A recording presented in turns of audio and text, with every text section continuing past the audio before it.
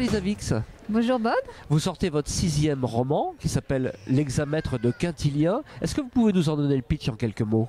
Alors donc ça se passe dans un petit immeuble de la région parisienne, donc il y a différents locataires et dans ce petit immeuble, toute l'action va se passer dans ce petit immeuble. Il y a eu un meurtre d'enfant. Et donc on va à la fois suivre un peu les déboires des locataires dans une sorte de chronique sociale sur fond de crise à la fois économique et psychologique. Et en même temps on va suivre l'enquête des policiers. Et l'Hexamètre, alors sans dévoiler la l'Hexamètre, en fait, mon héroïne principale, c'est un roman à plusieurs voix. Hein. Donc l'héroïne principale, Lucie, est journaliste.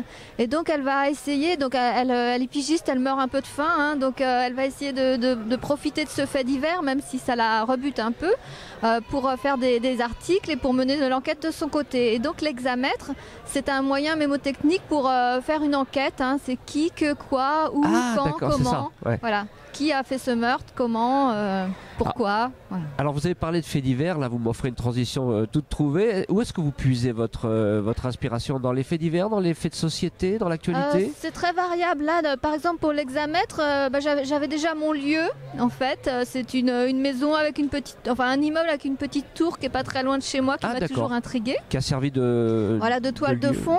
Et après là j'avais envie de parler un petit peu de problèmes de société. Voilà, des jeunes diplômés qui n'ont pas leur place dans la société, des jeunes moins diplômés qui n'ont pas non plus leur place.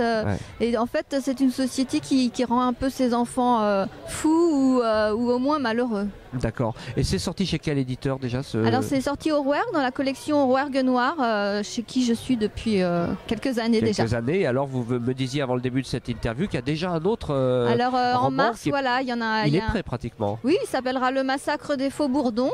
Ouais. Et en fait là c'est une série que je poursuis depuis plusieurs années. C'est le 5e avec un policier qui s'appelle Thierry Sauvage. Ah oui, d'accord. Voilà, qui a déjà été adapté à la télévision. Bon, donc là, il revient dans le milieu de l'apiculture, toujours en Picardie, puisque c'est là qu'il est né. Quelques mots peut-être sur le pitch, sans dévoiler la chute là non plus. Il va y avoir des crimes dans le milieu de l'apiculture. C'est un peu mystérieux. On pense à un serial killer, voilà. Mais en fait, chez Elisa Vix, c'est souvent très psychologique. D'accord. Alors en mars, au Rouergue Noir de nouveau. Donc on va guetter ça. Merci beaucoup Elisa Vix. Merci.